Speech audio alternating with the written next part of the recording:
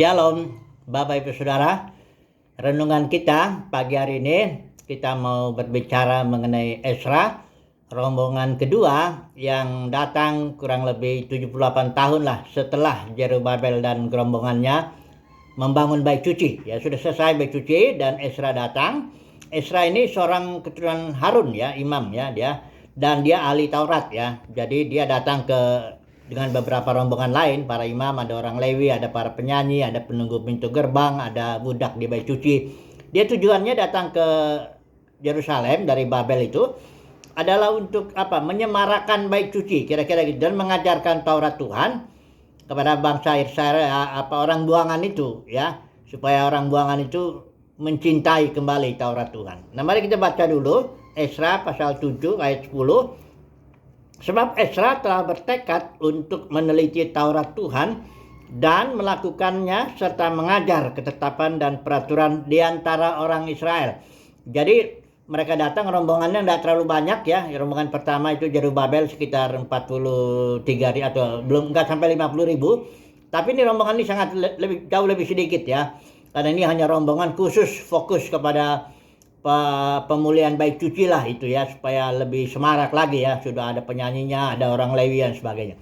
Nah, mari kita melihat ini konteks ini kan Taurat ya. Jadi kalau kita saat ini dalam gereja Perjanjian Baru bukan lagi Taurat hukumnya. Nah, ini banyak perdebatan ya, ada banyak tetap hukum Taurat yang tetap berlaku, misalnya hukum persepuluhan, hukum buah sulung, macam-macam lah yang terkait dengan uang. Ada juga yang bilang secara moral masih berlaku hukum moralnya dan sebagainya. Mari kita melihat dulu lah ya dari sudut keimaman ya. Dari sudut keimaman kita melihat keimaman Perjanjian Lama bedanya dengan keimaman Perjanjian Baru, supaya kita tahu nanti bedanya hukum Perjanjian Lama dengan hukum Perjanjian Baru. Karena keimaman dengan hukum itu sangat terkait ya.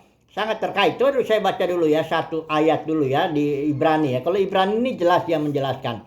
Kalau keimaman Taurat itu, yang hukumnya Taurat itu keimaman aturan Harun.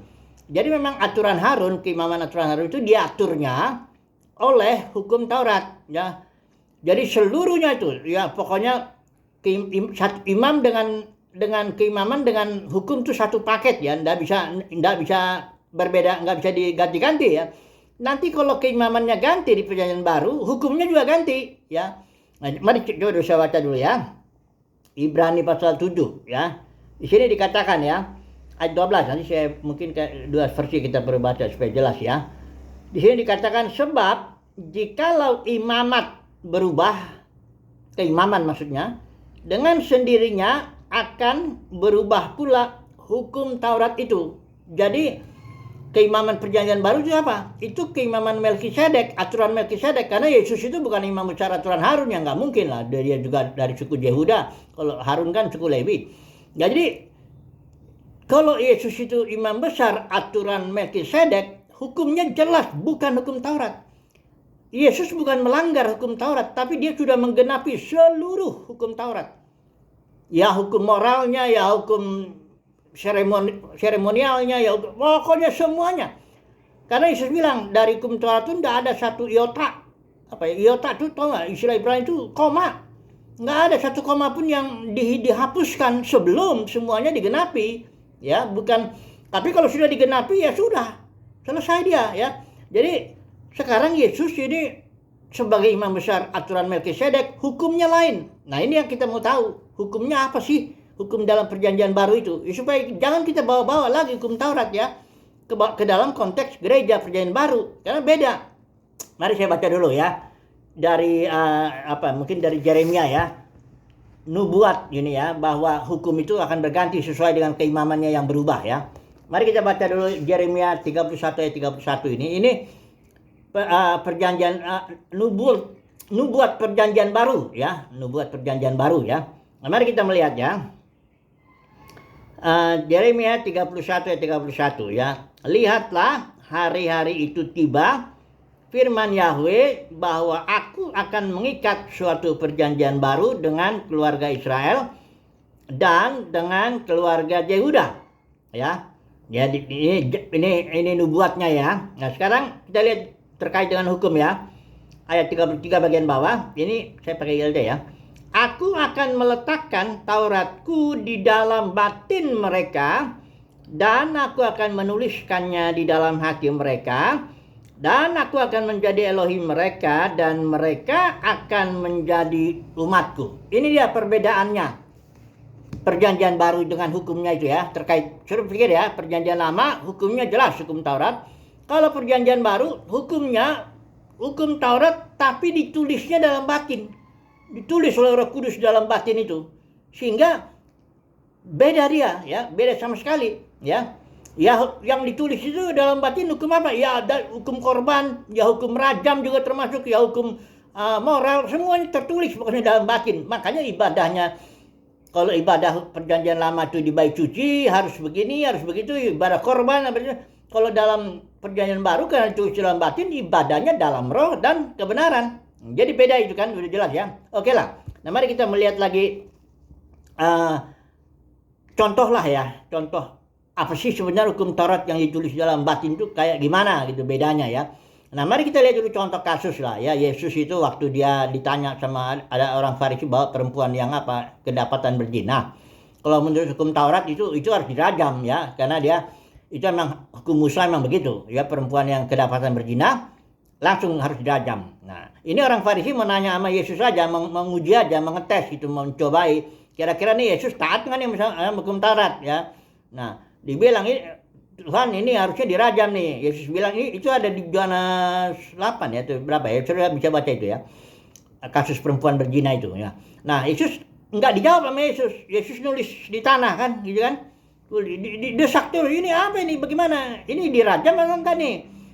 Yesus bilang langsung, nah, itu sebenarnya ngerti nggak saudara? Kita nggak perlu tahu apa yang ditulis oleh Yesus itu. Tapi saya yakin dia sedang menuliskan hukum rajam ke dalam tanah batin.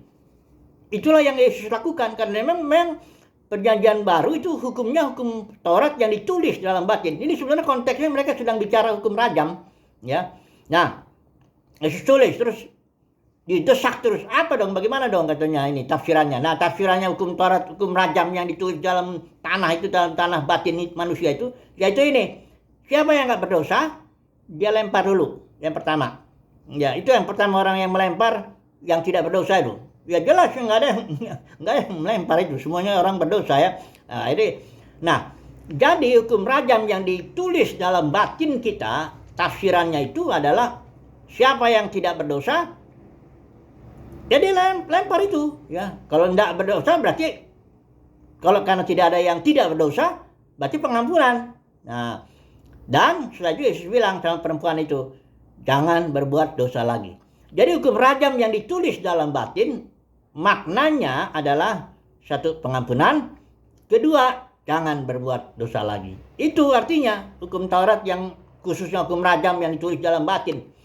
Jadi seluruhnya hukum moral pun sudah bukan hanya seremonial yang digenapi, moral juga semua. Nah Yesus di malam terakhir, Yesus bilang begini sama murid-muridnya, aku berikan hukum yang baru.